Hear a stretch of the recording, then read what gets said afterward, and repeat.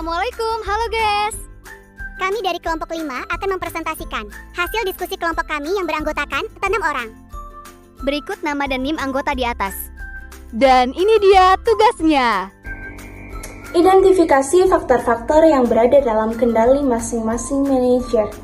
Yang pertama, manajer produksi. Bertanggung jawab atas efisiensi proses produksi serta pengelolaan limbah hasil produksi.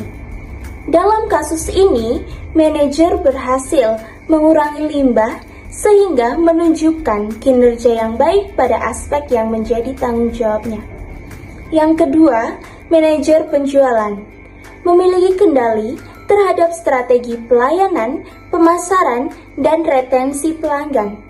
Keberhasilannya mempertahankan pelanggan lama menjadi bukti bahwa tugasnya telah dijalankan dengan baik.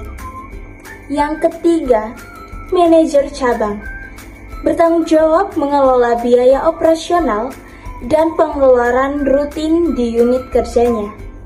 Upaya menekan biaya operasional menunjukkan adanya efisiensi dalam pengelolaan cabang. Oke, selanjutnya yang kedua, faktor mana yang berada di luar kendali manajer? Yang pertama, kenaikan harga bahan baku sebesar 20% akibat inflasi, merupakan faktor makroekonomi eksternal yang tidak bisa dikontrol oleh manajer unit. Yang kedua, kemunculan pesaing baru yang menurunkan penjualan, merupakan dinamika persaingan pasar eksternal. Yang ketiga, kerusakan mesin produksi karena usia tua, merupakan masalah fasilitas atau aset tetap. Manajer operasional tidak bertanggung jawab atas depresiasi dan peremajaan aset jika anggaran kapital diputuskan oleh manajemen puncak atau direktur. Yang ketiga, apakah direktur tepat jika menyalahkan seluruh manajer dan jelaskan? Jawabannya tidak tepat.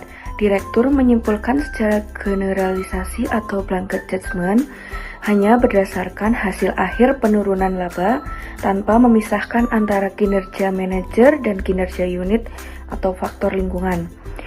Para manajer sebenarnya menunjukkan kinerja yang baik pada area kontrol mereka atau menekan biaya mempertahankan pelanggan dan mengurangi limbah. Penurunan laba terjadi akibat kombinasi faktor eksternal atau inflasi dan kompetitor, serta kelemahan investasi perusahaan atau mesin tua. Menyalahkan mereka secara menyeluruh justru akan merusak motivasi dan moral kerja tim. Selanjutnya, pertanyaan keempat, bagaimana konsep responsibility accounting dapat membantu perusahaan melakukan evaluasi yang lebih adil? Konsep responsibility accounting atau akuntansi pertanggungjawaban membagi organisasi menjadi pusat-pusat pertanggungjawaban, yakni cost center, revenue center, profit center, and investment center, dan memegang prinsip utama, yaitu seseorang hanya dievaluasi berdasarkan pendapatan atau biaya yang dapat ia kendalikan, yakni controllability principle. Dengan menerapkan konsep, yang pertama, pemisahan laporan. Laporan keuangan dipisah antara biaya atau pendapatan, controllable and uncontrollable. Yang kedua, penilaian objektif.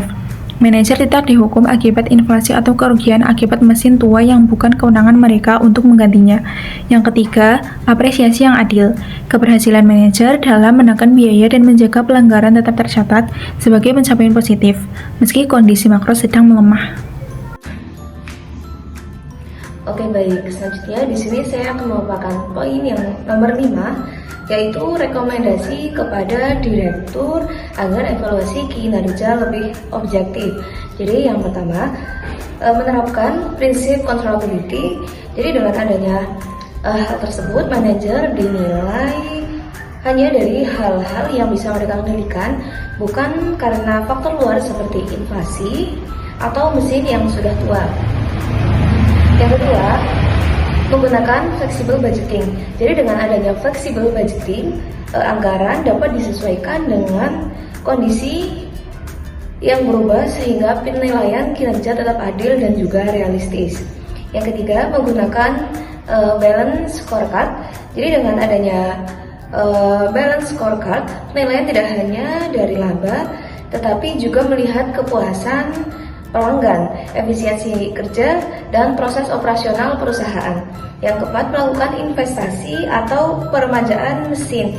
Dengan adanya hal tersebut, mesin yang sudah tua agar dapat memproduksi lebih efisien dan kinerja perusahaan meningkat di masa depan. Nah, jadi agar evaluasi kinerja lebih objektif,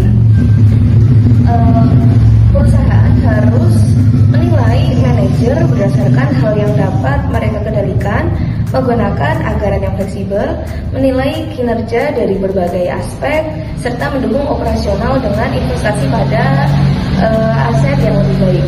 Terima kasih. Kesimpulan dari pemaparan tugas tersebut yaitu penurunan laba PT Teknologi Maju bukan disebabkan oleh kegagalan para manajer, melainkan akibat kombinasi faktor eksternal di luar kendali mereka.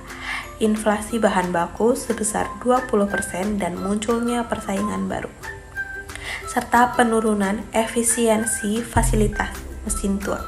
Para manajer justru telah menunjukkan kinerja positif pada area yang berada di bawah wewenang mereka, seperti menekan biaya operasional, mempertahankan pelanggan lama, dan mengurangi limbah produksi.